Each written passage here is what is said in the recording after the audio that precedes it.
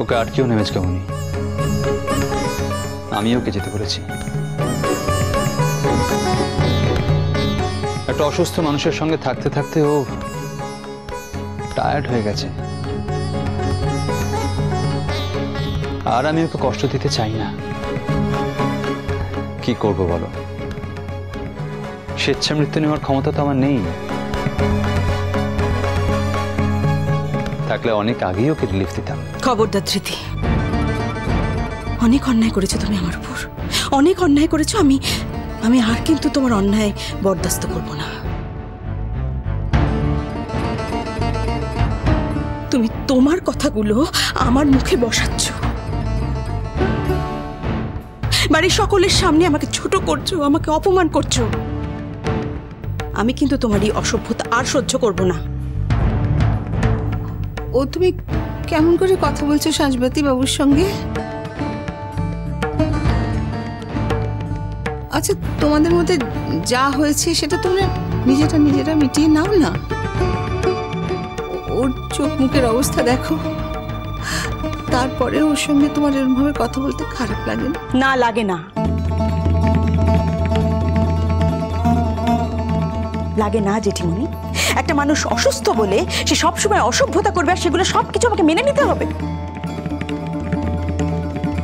শোনো জেঠিমণি, আমি ওকে এখন যে সার্ভিসটা দিই সেটার জন্য তোমরা একটা কাজের লোক ঠিক করে নাও। ওর আর আমার সম্পর্কটা তো সেই জায়গায় এসে দাঁড়িয়েছে। ওর জীবনে আমার ভূমিকা এখন এটাই, আর কিচ্ছু নেই, কিচ্ছু নেই। এটুকু যে কেউ করে দিতে পারে। অনেক কথা হয়েছে, না পারফেক্ট। সাঁঝবাতি, আমি তোমাকে আদেশ করছি, তুমি এই বাড়ির বউ, এই বাড়ির লক্ষ্মী। তুমি এই বাড়ি ছেড়ে কোথাও যাবে না। তোমার সঙ্গে বাবুর যাই হয়ে থাক না কেন, তার দায় আমাদের উপর চাপিয়ে তুমি এই বাড়ি ছেড়ে চলে যেতে পারো না। আর যদি চাও তাহলে জানবো শুধু মুখেই মেচকামুনিগুলো ডেকেছো এতদিন, মন থেকে ডাকনি। নিজের কেউ বলে মনেই করনি? না, আর কোনো কথা নয়। পড়না, সুটকেসটা ঘরে নিয়ে যাও। তোমরাই বা কি বৌদি? ও বাড়ির বউ, ওর কোথায় কষ্ট হচ্ছে, কেন ও বাড়ি থেকে চলে যেতে চাইছে, তোমরা একটু দেখবে না? কি হলো, দাঁড়িয়ে আছো কেন? পারলে চলে যাও। এই আমি এখানে দাঁড়িয়ে আছি, পারলে আমাকে ধাক্কা দিয়ে সরিয়ে তুমি চলে যাও। দেখি আমাকে সরিয়ে তুমি যেতে পারো কিনা, দেখি।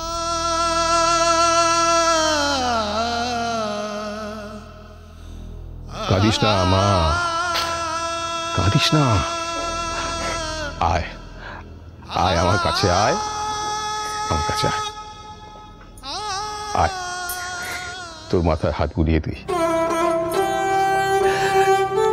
সব ঠিক হয়ে যাবে, দেখবি সব ঠিক হয়ে যাবে। সংসারে থাকতে গেলে সাঁঝবাতি এরকম কত কি হয়, তাই বলে মাটি ছেড়ে চলে যাবি কেন? না, এই মাটিতে থেকে লড়াই করবি, এই মাটিতে থেকে।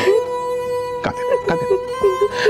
শোন মা, যতদিন আমি আছি দেখি তো আমার বাড়ির লক্ষ্মী কি করে বাড়ি ছেড়ে চলে যেতে পারে।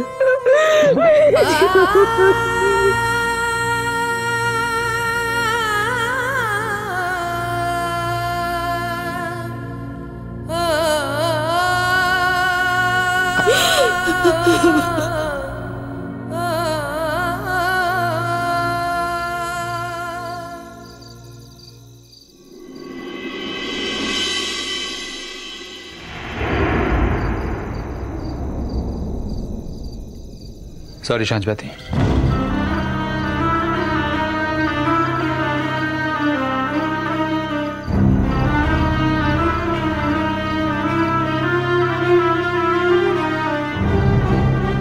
যা ঘটে গেল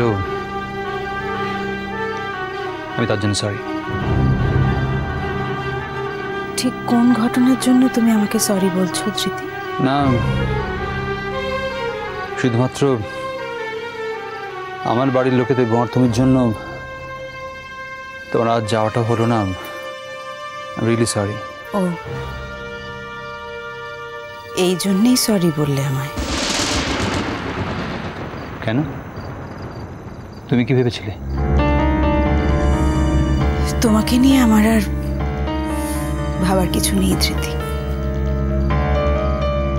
এই তো চাই সাঁঝবাতি,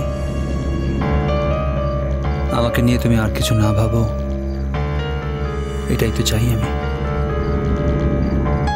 ঠিক করেছো সাঁঝ, আমাকে নিয়ে কেন মিছে মিছে ভাবতে যাবে বলো তো? আর তো আমাকে নিয়ে ভেবে কোনো লাভ নেই, আমি তো এখন খরচের খাতায়।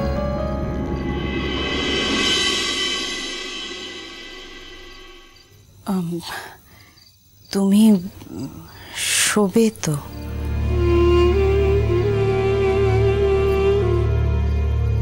শো তুমি।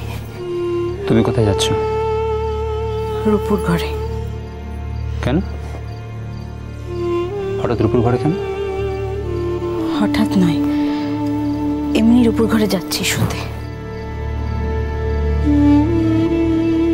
ও জানি, সেটাই তো স্বাভাবিক। কোনটা? রূপুর ঘরে শুতে যাওয়াটা? তাই তো, সত্যি তো একজন একটা অক্ষম, অপদার্থ, রোগগ্রস্ত একটা মানুষের সঙ্গে দিনের পর দিন এক বিছানায় শুতে কার ভালো লাগে বলো? কতদিনই বা লাগে? মাঝে মাঝে নিজেকে আমার একটা ঘৃণ্য মানুষ বলে মনে হয়। আমি জানি। থাক না ধৃতি, থাক না। দেখো, আমি মনে মনে ঠিক করে নিয়েছি যে আমি কোনো রকম ভাবেই তোমার সঙ্গে কোনো অশান্তি করব না। আর আমি কি করব সেটাও আমি ঠিক করেছি। যেমন? আমি ঠিক করেছি একটা স্কুলে মিউজিক টিচারের জন্য অ্যাপ্লাই করব। বাহ, দারুণ খবর। তা এতদিন কেন করনি সাঁঝ? হ্যাঁ, এটা নিশ্চয়ই বলবে না যে আমি তোমাকে চাকরি করতে বারণ করেছি।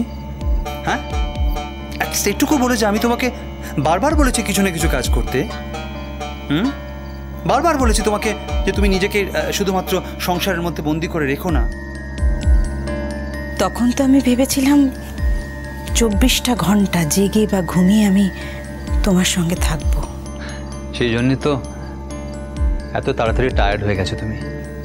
না ধৃতি, আমি টায়ার্ড হয়ে গেছি বলে আমি কাজ খুঁজতে যাচ্ছি না। তুমি টায়ার্ড হয়ে গেছো বলে তোমাকে স্পেস দেওয়ার জন্য কিছুটা সময় আমি বাইরে থাকার চেষ্টা করছি। সাঁঝ, প্লিজ। দেখো, তুমি যেটা করতে যাচ্ছ বা করবো ঠিক করেছো, সেটাই স্বাভাবিক। কিন্তু প্লিজ সেটা করতে গিয়ে হিপোক্রেসি করো না। অনেস্টলি বলো না যে তোমার জীবনে কিছুটা স্পেস দরকার। আমি তোমায় বাইরে কোথাও সেভাবে নিয়ে যেতে পারি না। আমার নিয়ে কোনো ফিউচার প্ল্যান নেই তোমার। সত্যি তো, আমাকে নিয়ে তোমার সামনে কোনো ভবিষ্যৎই নেই। তাই তুমি তোমার এই জীবনের চরম অন্ধকারতম সময়ে একটু বাইরের আলো বাতাস নিতে চাইছো। খুব স্বাভাবিক এটা। তো প্লিজ তার জন্য হিপোক্রেসি করো না। মিষ্টি কুটু মিষ্টি কুটু মিষ্টি কুটু।